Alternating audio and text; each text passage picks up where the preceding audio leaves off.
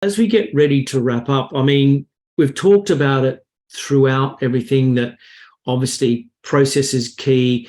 The labor shortage is not going away anytime soon.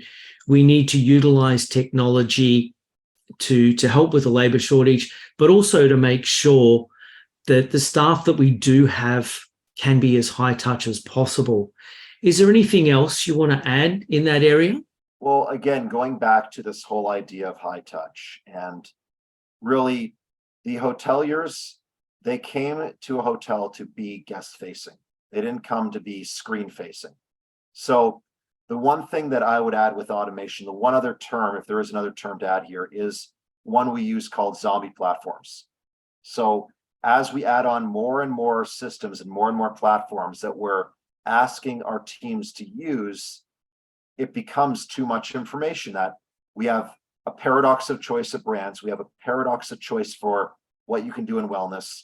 We have a paradox of choice of hotel applications you can open up when you get on site or if you're working remotely. So the one thing I would caution any hotelier looking to innovate using technology and really ramp up automation to help make their teams more guest facing is that you look to consolidate the amount of platforms that any single hotelier is looking at. And I think that's very important. It's not just about making those data connections. It's really about solidifying which platforms people are using. So that way they don't feel overwhelmed by the amount of technology they're required to cross-reference on any given day.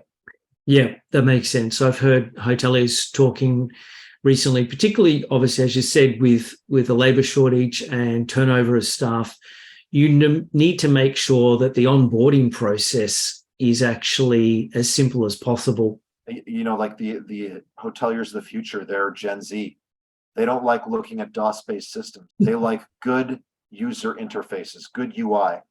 Yep. And what they're used to and what they're comfortable in using is very similar to what you see on a mobile app that's made by the big guys, the Facebooks and the Googles. So you got to think about not only the amount of features, but the user interface. And maybe that means if you're evaluating a new piece, you have somebody from a young trainee or a young employee step in on a call to demo it and give their feedback to sort of say, yeah, I can use this. I feel comfortable using it, because they ultimately are the ones who are going to use it. And if they aren't comfortable using it, it means they're not likely to use it.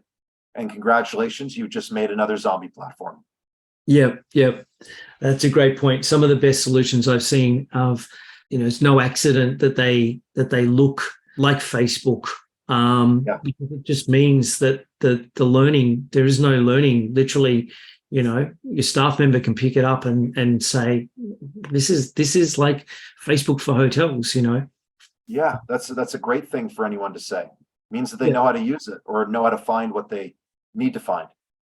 And that's what Steve Jobs did a wonderful job with the iPhone. I remember that there was that video going around many years ago where a small child, I think in a remote village who'd never seen technology, sort of was given an iPhone and quickly worked out, you just press these icons. It's and it goes back to, I think, your comment. When I was working for a PMS vendor, we always used to what I would call your grandmother, the grandmother principle. If your grandmother can actually use this piece of technology, then you've done a pretty good job at actually designing it. Yeah, that applies on so many levels.